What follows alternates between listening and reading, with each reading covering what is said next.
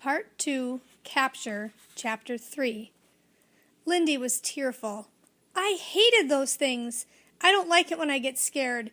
Don't let's go there again. Feeling decidedly shaky, the party limped across the lawn and were completely unprepared for the surprise that was waiting for them in the summer house. The Proc was sitting comfortably in one of the chairs. The professor steadied himself against a post. Proc, you are an annoying fellow.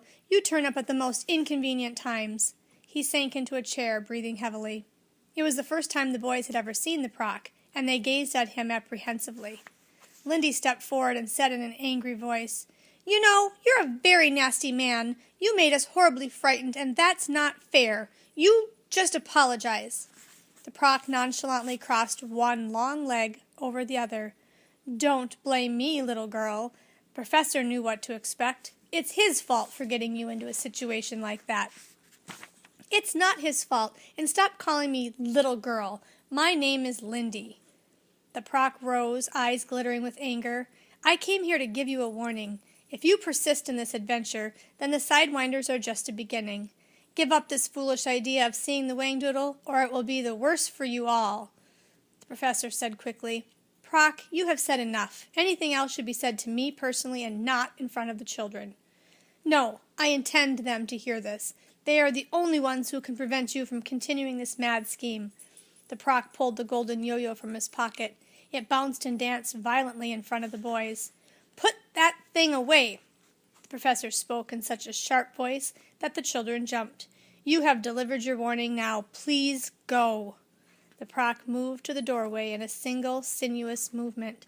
Mark my words well. Think on them. Think hard, or you'll be sorry. Taking hold of a post, he slid around it 3 times and was gone. Lindy said in a small, apologetic voice, Professor, I'm not sure I want to do the adventure anymore. I know the Sidewinders didn't harm us, but they did frighten me so. The professor looked at her fondly. I know. You were very brave about it. No, I wasn't. She began to get tearful again. I cried and everything. Well, it's all right to cry. It helps a great deal sometimes, and you just think what you accomplished today. You made it to Whangdoodle Land. Apart from me, you are the first humans to have been there in hundreds of years. It's a fantastic accomplishment. Lindy brightened a little. We did do it, didn't we? You bet we did, the professor replied enthusiastically, and we learned a valuable lesson from our experience with the Sidewinders. What was that? Asked Ben. If you remain calm in the midst of great chaos, it is the surest guarantee that it will eventually subside. But those creatures were really gross, said Lindy, and the Proc said they were just a beginning. Yeah, what else could he come up with? Demanded Tom. Well, the professor answered, what weapons has he left? Powerful ones, you may be sure. When all else fails, he'll resort to using things that can do us most harm. Things like the weapon he used today, which was fear. The Proc banked on the fact that we would be afraid. Tomorrow he may use greed, envy, superstition, pride, lust, or selfishness. Not only will he play on our vices, he will undoubtedly use our virtues as well. How could he do that? Asked Ben. Oh, by relying on your generosity or sentimentality or even your sense of humor. I don't understand any of this, said Lindy. Lindy, all you have to know is that your greatest weapons are reason and lack of fear. You've been through a lot of this before, haven't you, Professor? Ben asked. Indeed I have. I've made many excursions into Whangdoodle Land, and I have faced many dangers, and you can see I'm none the worse for my adventures. Well, there you are, Lindy, said Ben comfortingly. If the professor can do it, so can we. How about giving it another try? Lindy looked at the professor and the 2 boys. Would we see the Whifflebird again? She asked. Undoubtedly. When should we go to Whangdoodle Land again? Ben wanted to know. As soon as possible. I'm sure the Proc is banking